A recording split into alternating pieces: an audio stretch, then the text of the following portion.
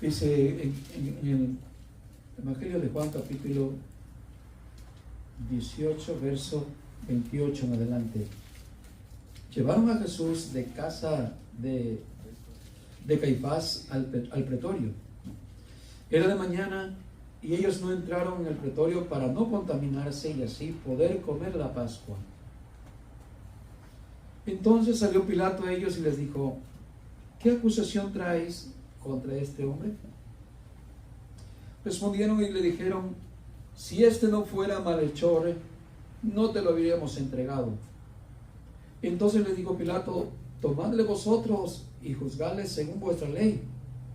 Y los judíos le dijeron: a nosotros no nos está permitido dar muerte a nadie, para que se cumpliese la palabra que Jesús había dicho, dando a entender de qué muerte había de morir. Entonces Pilato volvió a entrar en el pretorio y llamó a Jesús y le dijo: ¿eres tú rey de los judíos? Jesús le respondió: ¿dices tú esto de ti por ti mismo, o te lo han dicho otros de mí? Pilato le respondió: ¿soy yo acaso judío? Tu nación y los principales sacerdotes te han entregado a mí. ¿Qué has hecho? Respondió Jesús: mi reino no es de este mundo. Si mi reino fuera de este mundo, mis servidores pelearían para que yo no fuera entregado a los judíos. Pero mi reino no es de aquí. Le dijo entonces Pilato: ¿luego eres tú rey? Jesús respondió: tú dices que yo soy rey. Yo para esto he nacido y para esto he venido al mundo, para dar testimonio a la verdad, que todo aquel que es de la verdad oye mi voz. Le dijo Pilato: ¿qué es la verdad? Cuando hubo dicho esto, salió otra vez a los judíos y les dijo: no hallo en él ningún delito. Pero vosotros tenéis la costumbre de que os suelte uno en la Pascua. ¿Queréis pues que os suelte al rey de los judíos?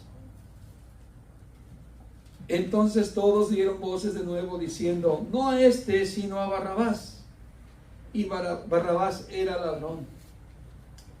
Así que entonces tomó Pilato a Jesús y le azotó, y los soldados entretejieron una corona de espinas, la pusieron sobre su cabeza y le vistieron con un manto de púrpura. Y le decían: salve, rey de los judíos. Y le daban de bofetadas. Entonces Pilato salió otra vez y les dijo: mirad, os lo traigo fuera para que entendáis que ningún delito hay hallado en él. Y salió Jesús llevando la corona de espinas y el manto de púrpura, y Pilato les dijo: he aquí el hombre. Cuando le vieron los principales sacerdotes y aquellos alguaciles, dieron voces diciendo: crucifícale, crucifícale. Pilato les dijo: tomadle vosotros y crucificadle, porque yo no hallo delito en él. Los judíos le respondieron: nosotros tenemos una ley, según nuestra ley debe morir, porque se hizo a sí mismo hijo de Dios. Cuando Pilato oyó decir esto, tuvo más miedo. Y entró otra vez en el pretorio y dijo a Jesús: ¿de dónde eres tú? Mas Jesús no le dio respuesta. Entonces le dijo Pilato: ¿a mí no me hablas? ¿No sabes que tengo autoridad para crucificarte y que tengo autoridad para soltarte? Respondió Jesús: ninguna autoridad tendrías contra mí si no te fuese dada de arriba. Por tanto, al que a ti me ha entregado, mayor pecado tiene. Desde entonces procuraba Pilato soltarle, pero los judíos daban voces diciendo: si a este sueltas, no eres amigo de César. Pero el que se hace rey, dice, todo el que se hace rey a César se opone. Entonces Pilato, oyendo esto, llevó fuera a Jesús y se sentó en el tribunal, en el lugar llamado el enlosado, que en hebreo Gábata. Era la preparación de la Pascua, y como la hora sexta, entonces dijo a los judíos: he aquí vuestro rey. Pero ellos gritaron: fuera, fuera, crucifícale. Pilato les dijo: ¿a vuestro rey he de crucificar? Respondieron los principales sacerdotes: no tenemos más rey que César. Así que entonces le entregó a ellos para que fuese crucificado. Tomaron pues a Jesús y le llevaron. Muy bien.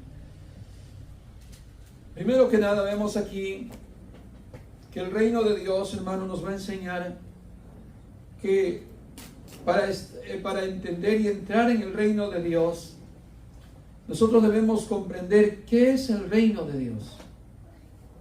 ¿Cómo es el reino de Dios? Según los judíos, ellos esperaban un rey terrenal que iba a gobernar la nación de Israel y que iba a ser como la primera potencia mundial terrenal para gobernar también a las naciones. Por eso cuando miran a este personaje de Jesús, un hombre que trae una enseñanza de amor, una enseñanza de paz, una enseñanza de amar a tus enemigos, hasta los soldados romanos que eran sus enemigos, y a todos los demás que fueran sus enemigos. Él trae una enseñanza muy diferente a la idea que tenían los judíos y que pueda tener cualquier persona terrenal que piensa que un rey no solamente tiene que constituir con ejércitos, guerra, poder, dominio y cosas terrenales que nosotros consideramos que solamente eso es un reino. Pero el reino de Dios es muy diferente a lo que nosotros consideramos muchas veces el reino de Dios. Por ejemplo, esas enseñanzas que Jesús nos enseña de amar a los que nos persiguen, de perdonar a los que nos ultrajan, de hacer bien a los que nos desean el mal. Eso no es de este reino. Este reino es, me das una y yo te doy otro, ¿cierto? Porque es una pelea, una lucha de poder que se vive en lo terrenal, queriendo defender tu territorio, queriendo defender tu nombre, tu honra, tu persona.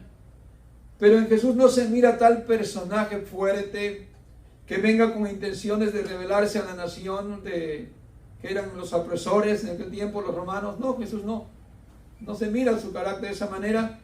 Por eso muchos seguidores que tenía Jesús, al ver que él no tenía las intenciones de una guerra, de una rebelión, de oponerse al reino romano en aquel tiempo, mucha gente se iban y decían, pues este no es el Mesías, este no es el rey de Israel, no es el que esperamos.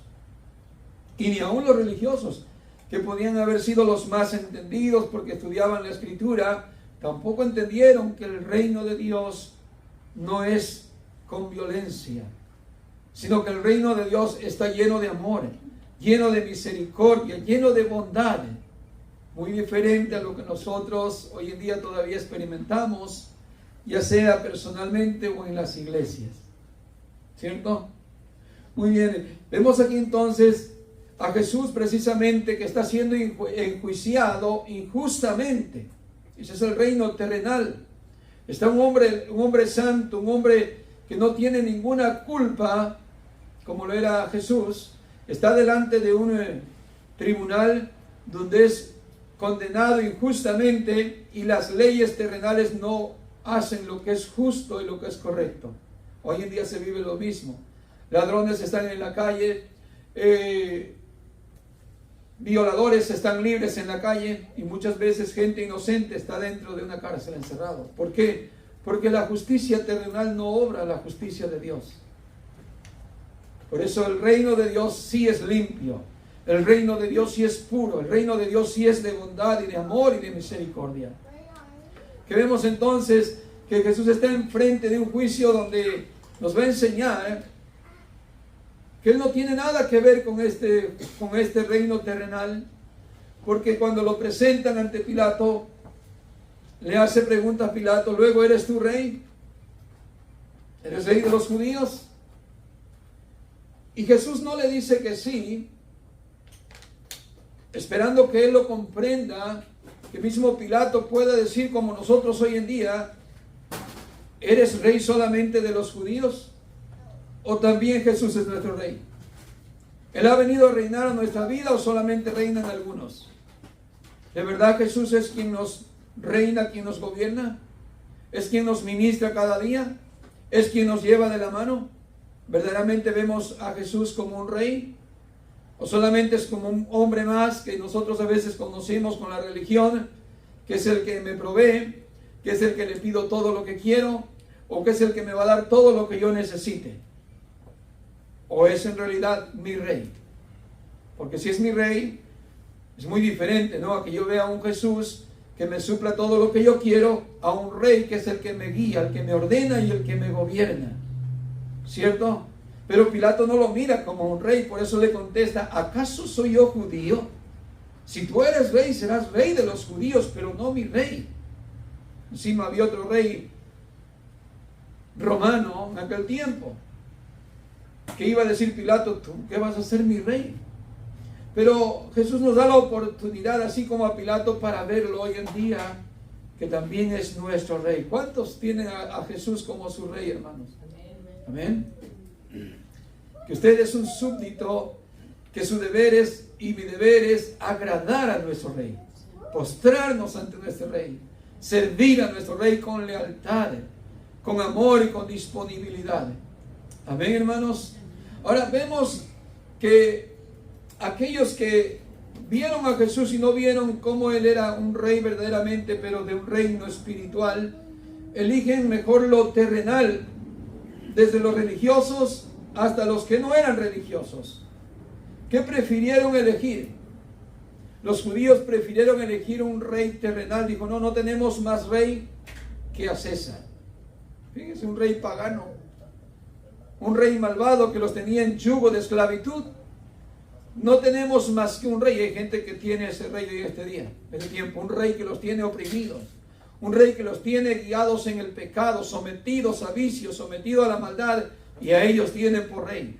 Pero a Jesús lo ignoran, pero a Jesús le voltean la cara, a Jesús le crucifican, a Jesús le bofetean, a Jesús lo entregan a una autoridad que le castigue, que le mate, y prefieren a un ladrón, prefieren a un asesino como era Barrabás, y no toman la elección de elegir el reino de Dios, porque eligen lo terrenal, no eligen lo espiritual, no eligen lo eterno, no eligen lo que es para vida eterna. ¿Cierto? Hay gente que prefiere las cosas visibles, prefieren tener comodidad, prefieren tener cosas que le agraden a su humanidad, a sus deseos, pero no tener a Jesús o el reino de Dios en sus vidas. ¿Cierto, hermanos?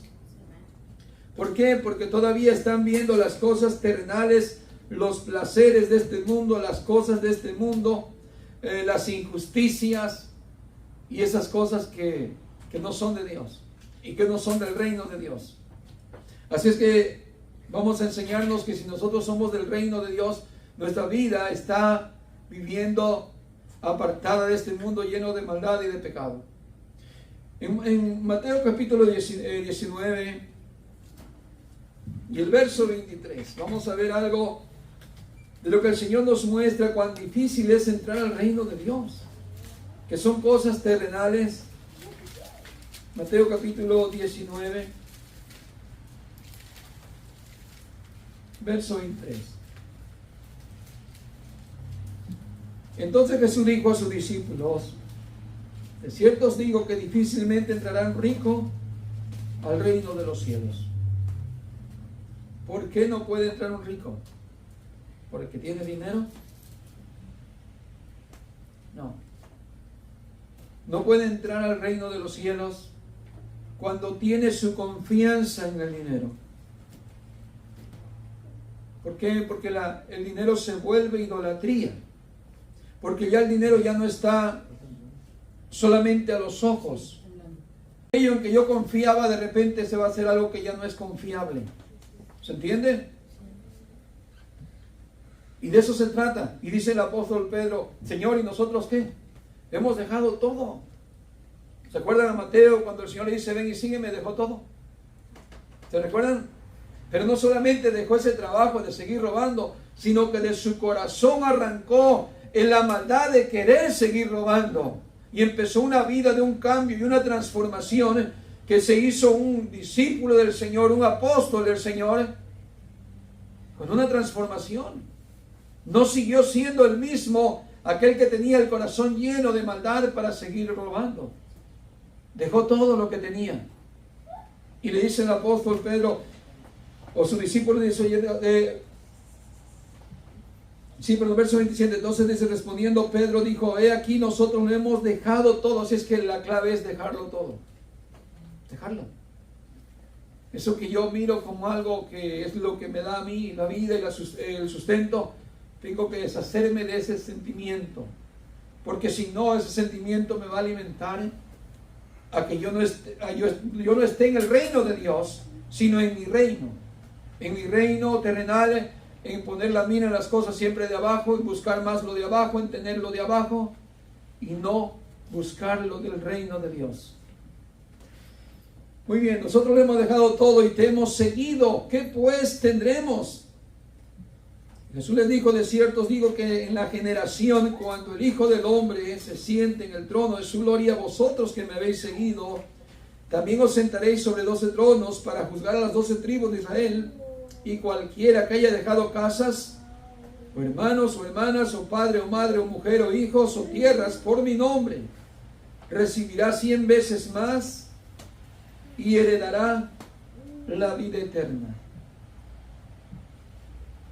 Fíjese nomás. Esto es dejar todo por algo que es del cielo, que vale la pena y que tiene promesa de salvación. Mientras que los que sigan buscando lo terrenal, se les va a acabar todo aquí en esta vida. Nada les podrá servir en el día del juicio por lo que hayan logrado en este mundo, lo que hayan conquistado. Aun si hayan ganado todo el mundo, ¿qué podrá pagar o qué podrá dar por su alma? ¿Con qué podrá rescatar su alma? Con nada.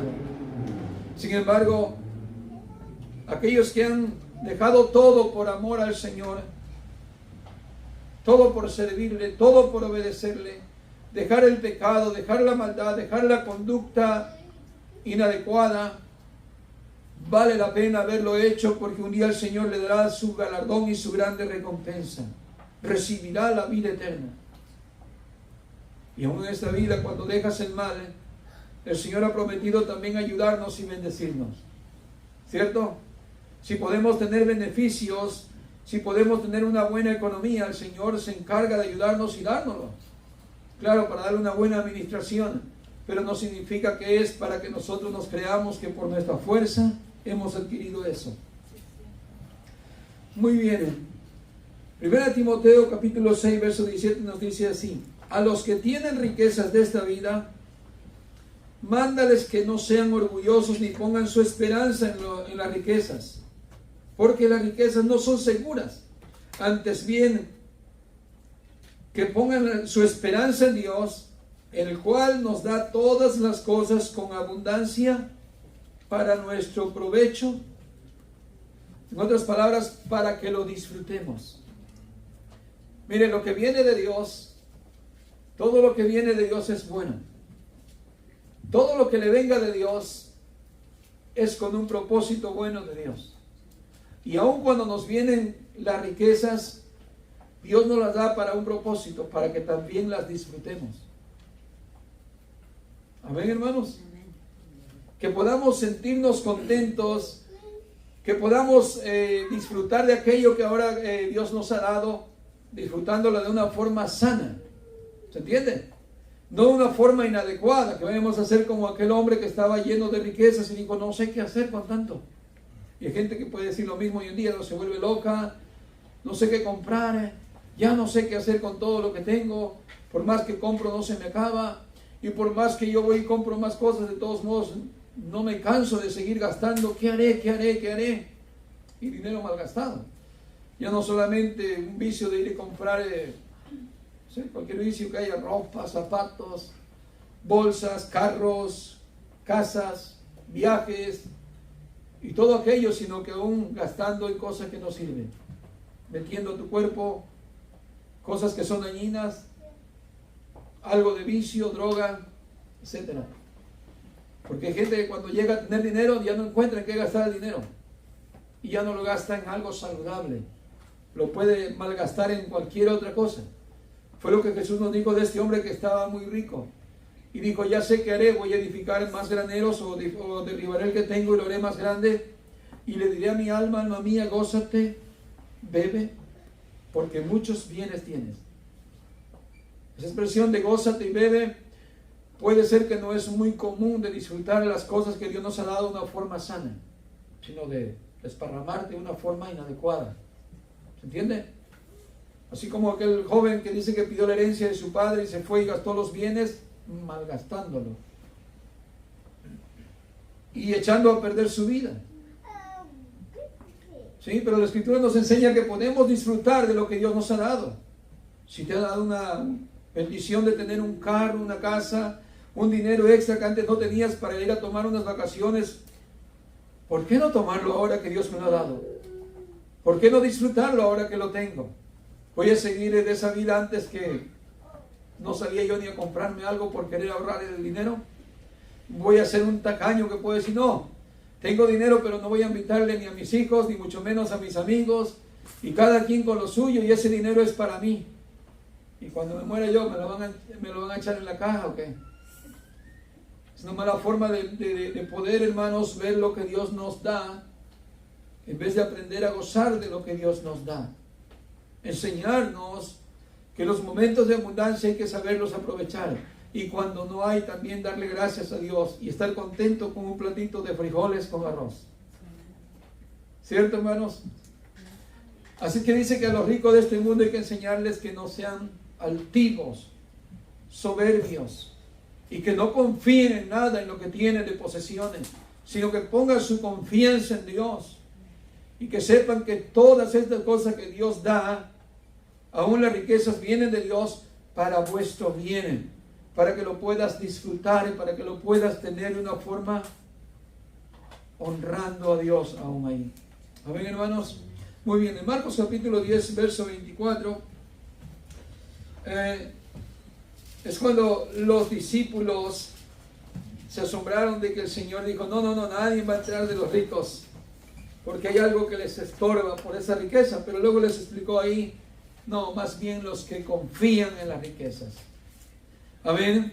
Así que si eso ya lo entendimos, hermano, aunque seamos pobres, pero no tenemos que creernos que dependemos de lo que somos o tenemos, así sea mucho o sea poquito. Muy bien, ahora en Lucas capítulo 17 y el verso 20, miren, unos fariseos le preguntaron a Jesús para querer saber acerca del reino de Dios. ¿Cuándo vendrá el reino de Dios? Jesús les dijo, el reino de Dios no va a venir en forma visible a la gente, ni no dirá, está aquí o está allí. ¿Cómo sería en forma visible? Forma visible es que ya se levantó un líder político y como esperamos un rey poderoso, un rey que viene del linaje de David, de seguro viene con posesiones, tiene autoridad, viene con herencia, viene con un respaldo de autoridad, que es un reino de un hombre que se ha levantado, que ese va a ser rey y va a gobernar. Tiene leyes bastante fuertes, él es valiente, quiere pelear, quiere levantarse en armas. Ese es el reino visible, porque ellos esperaban así un reino. Y le preguntan a Jesús unos fariseos. Los fariseos creyeron en el Señor Jesús. Le hacen una buena pregunta. Dinos cómo va a venir el reino de Dios, cómo va a ser, o cuándo vendrá el reino de Dios, cuándo vendrá. Y Jesús le contestó, miren, el reino de Dios no va a venir en forma visible. No va a venir ese rey de esa forma que ustedes lo esperan, sino que el reino de Dios en realidad, dijo, en realidad Dios ya reina entre ustedes.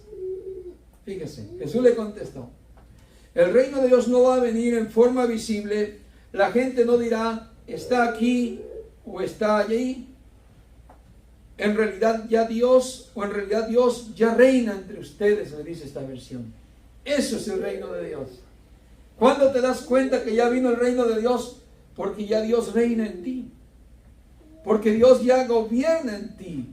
Porque sus leyes y mandamientos ya te están dirigiendo. Porque te ha sacado del mundo, te ha sacado del pecado, te ha sacado de la inmundicia. Ahora estás practicando la justicia de Dios, la bondad de Dios, la misericordia de Dios, y tú ni cuenta te diste cuando el reino de Dios vino a tu vida y ya está gobernando en ti. Eso es lo que dijo Jesús. Ninguno de ustedes se van a dar cuenta que un hombre se va a levantar para decir, aquí ha llegado el rey, el que es el reino de Dios. Sino que la gente en su interior va a experimentar el reino de Dios, porque Dios los va a guiar, Dios los va a gobernar, y Dios ya va a reinar en aquellos corazones, en aquellos creyentes, en aquellos seguidores. ¿Cierto? Nosotros hemos experimentado el reino de Dios, hermanos. ¿No ha experimentado el reino de Dios? Que no es comida ni bebida, sino que es gozo, paz en el Espíritu Santo. ¿Cómo se conduce usted, hermano? ¿Cómo Dios lo guía? ¿Usted no se admira cómo el reino de Dios hizo patente en su corazón y en su alma? Cuando usted y yo éramos hombres perversos de corazón, malvados, llenos de iniquidad, llenos de malas obras, y un día el Señor vino y entró como rey en nuestras vidas. Y usted vuelve al pasado y dice, no soy el mismo. No soy aquel hombre que antes fui. Hoy el Señor reina en mi corazón. Hoy el Señor gobierna. Hoy el Señor vive. El reino de Dios está en nuestras vidas. Por eso Jesús dijo, ya el reino de Dios se ha acercado. El reino de Dios ya está aquí. Y muchos lo recibieron. Claro, por eso alguien, no solamente un rico que no ha experimentado el reino de Dios, es porque va todavía tras aquellas cosas de este mundo. Todavía está en él el deseo malvado de su corazón, tiene iras, tiene contiendas, tiene envidias, va tras lo terrenal, vive en injusticias, desea el mal a su prójimo. ¿Y cómo va a estar el reino de Dios? ¿O cómo va a poder entrar al reino de Dios? Es imposible. Tiene que despojarse, tiene que dejar todo aquello que ha estado siguiendo por naturaleza como un hombre caído, aborrecerlo, y entonces podrá ver el reino de Dios. Mientras no puede verlo, mientras no puede entrar al reino de Dios. Fue lo que Jesús le dijo a Nicodemo. De cierto te digo que si no naces de nuevo, no puedes ver el reino de Dios. Si tu corazón no es transformado de ese corazón duro a un corazón de carne, no puedes ver el reino de Dios. No puedes entrar. ¿Cierto? Era lo que pasaba en aquel tiempo. Muchos fariseos que pues, tenían un corazón duro. Imagínense, querían matar a Jesús, que es el Rey de Reyes y Señor de Señores, y le condenaron con sus acciones. Mátale, crucifícale. No quisieron dejar lo que tenían. Tenían orgullo, tenían puestos, querían más puestos, querían honra, querían lo terrenal, y no les importó lo de Dios, la bondad, la misericordia. ¿Cuántas veces Jesús les dijo, vayan y aprendan lo que significa misericordia quiero y no sacrificio? Ellos decían, ¿por qué vienen el día sábado a pedir milagros? ¿Acaso no hay 6 días? Vayan y vuelvan otro día. ¿Pero por qué blasfeman en el día sábado? Como si fueran ellos que nunca cometían un pecado. Y Jesús le dijo, ¿acaso no habéis leído que en el día del sábado los sacerdotes también pecan? ¿También cometen pecado? Porque en el día sábado también hacen el rito de la circuncisión. ¿Y quién de ustedes que tenga un animal, una oveja, un asno, y se enredare por ahí, no le va a sacar, no le va a dar agua de beber? Si ustedes eso hacen por una oveja, es dinero. Les importa mucho eso. Mucho más, dice, ¿no podréis hacer el bien a esta hija de Abraham que ha estado atada por, ¿cuántos? 12 años. Porque estaban faltos de amor, faltos de misericordia. El reino de Dios es amor, hermanos, es justicia, es bondad, es compasión. Nada de lo que este mundo tiene es el reino de Dios, porque este mundo es un mundo caído, lleno de odio, lleno de injusticia, lleno de perversión, lleno de cosas carnales, pecaminosas, terrenales, que solamente llevan a un fin, que es muerte. Pero el reino de Dios es algo que se vive y se experimenta antes de que venga Jesús nuevamente en su venida, y nosotros ya estamos dentro del reino de Dios, porque sentimos amor, porque sentimos paz, porque sentimos el deseo, hermanos, de agradar a Dios, de dejar lo que al Señor no le agrada. Si algo es la evidencia de que el reino de Dios nos va a conducir a un lugar no de pecado, no un lugar de donde Dios no le agrada. El camino del reino de Dios es que siempre nos lleva a la santidad, nos va a llevar a la verdad, a la justicia. Eso es el reino de Dios. La pregunta es, hermanos, ¿hemos experimentado nosotros también el reino de Dios ya? ¿Ha venido a nosotros? ¿Se ha manifestado el reino de Dios? ¿Lo hemos entendido? ¿Ya hemos entrado? ¿O todavía la riqueza de este mundo o lo que confiemos en algo de aquello nos ha impedido? Puede ser cualquier otra cosa, hermano. Cosas que de este mundo no nos deja, no nos suelta para poder ver y entrar en el reino de Dios. Muy bien. En Mateo 26, verso 52, Jesús nos llama, hermanos, para que entremos a un reino de paz, un reino de vida eterna.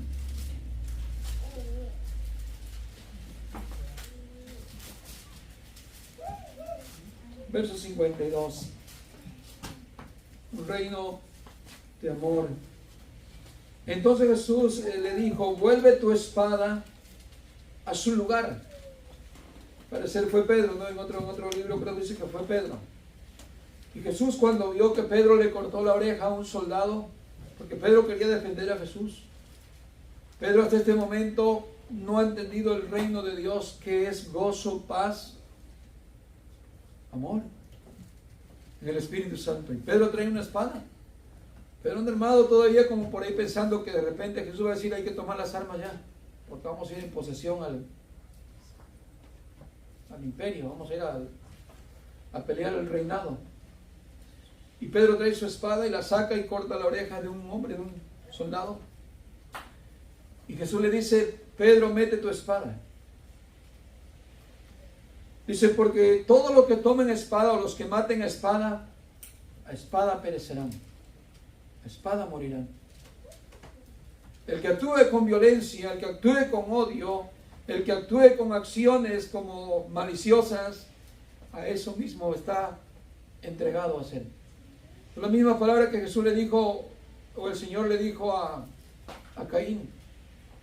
Caín, he aquí que el bien está delante de ti. Si bien hicieres, ¿acaso no te dará recompensa, no te dará esa alegría y esa felicidad? Pero si el mal hicieses, también vas a ser esclavo de él, de ese mal. A ese mal vas a terminar. Como dice aquel refrán, el que a hierro mata, a hierro muere. Y es lo que le está diciendo el Señor Jesús a Pedro. Mira, Pedro, no se utiliza el arma. Esta arma no se utiliza para mi reino. Porque utilice así la violencia, así mismo va a perecer, pero mi reino no es así. Sigue diciéndole.